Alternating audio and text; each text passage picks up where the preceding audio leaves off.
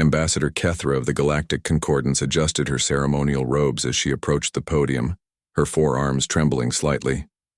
Behind her, representatives from 200 civilizations watched in tense silence. The emergency session had been called after 3 months of mounting evidence that could no longer be ignored. Humanity had broken the barrier. Esteemed delegates, Kethra began, her translator converting her chittering dialect into universal standard. We convene today to address the situation regarding species 7749, designation human.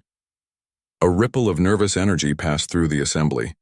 In the back corner, the Vorthak delegation huddled together, their crystalline forms pulsing with anxious light patterns. Even the mighty Zephyrians, whose empire spanned 3 galaxy arms, seemed diminished. For the record, Kethra continued, the quantum containment barrier was constructed 2.7 million years ago by our predecessors.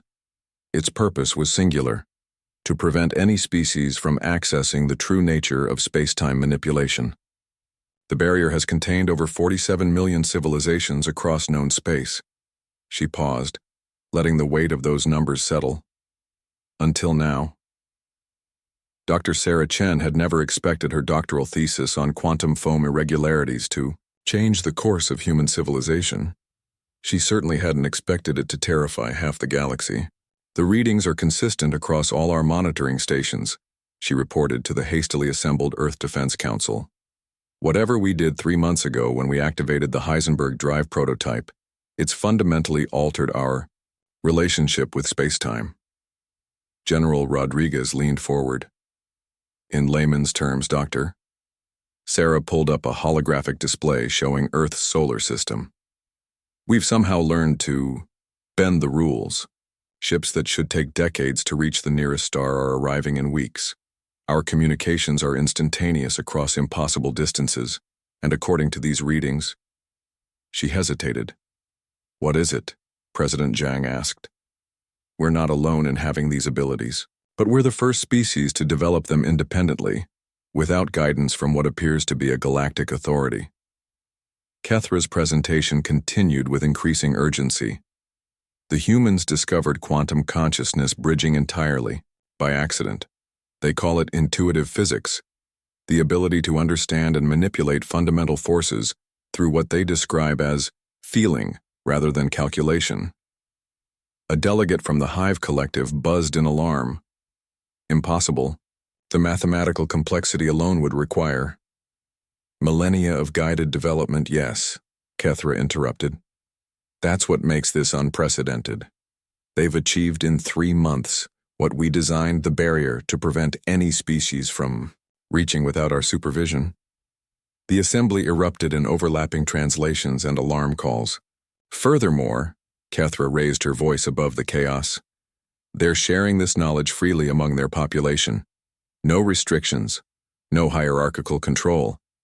They've democratized abilities that we've reserved for only the highest echelons of Concordance leadership. Captain Maria Santos felt the familiar tingle as her consciousness expanded beyond her ship's hull. The sensation was indescribable, like suddenly being able to see colors that had no names, or hear music in the quantum static between stars. Her ship, the Unconquerable, was humanity's first deep space exploration vessel equipped with the new understanding. She was 300 light-years from Earth, farther than any human had ever traveled, and she felt as comfortable as if she were in her own backyard. Captain, her communications officer called out, we're receiving a transmission. It's massive, and it's addressed to all of humanity. The main screen flickered to life, revealing the strange, multi-limbed form of an alien diplomat. People of Earth, the translation began. I am Ambassador Kethra of the Galactic Concordance.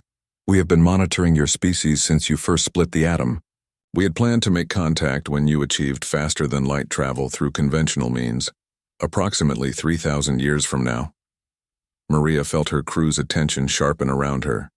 However, your recent breakthrough has accelerated our timeline considerably. We request an immediate meeting with your leaders to discuss your integration into the galactic community and the necessary restrictions that must be placed on your newfound abilities. The transmission ended, leaving the bridge in stunned silence. President Zhang's response was broadcast across every human communication network 12 hours later. To the Galactic Concordance and all listening civilizations, we thank you for your message and your offer of integration. However, we must respectfully decline any restrictions on human development or exploration. She paused, looking directly into the camera. You speak of barriers and containment as if they were natural laws, but humans have never accepted that. Anything was impossible simply because someone else said it was. We've climbed every mountain, crossed every ocean, and reached for every star because that's who we are. If your concordance is built on limiting the potential of entire species, then perhaps it's time for a new approach to galactic civilization. Kethra watched the humans' defiant message with a mixture of terror and admiration. Around her, delegates argued and panicked in equal measure. But in the depths of her mind, she felt something she hadn't experienced in centuries of diplomatic service: excitement. The humans weren't just breaking the barrier.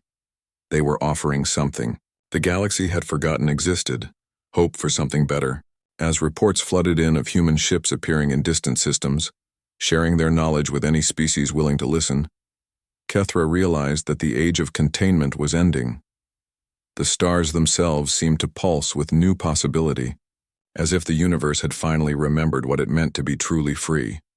And somewhere in the quantum foam between galaxies, ancient monitoring systems registered what their creators had never believed possible. A species that refused to be contained had just taught the cosmos how to dream again.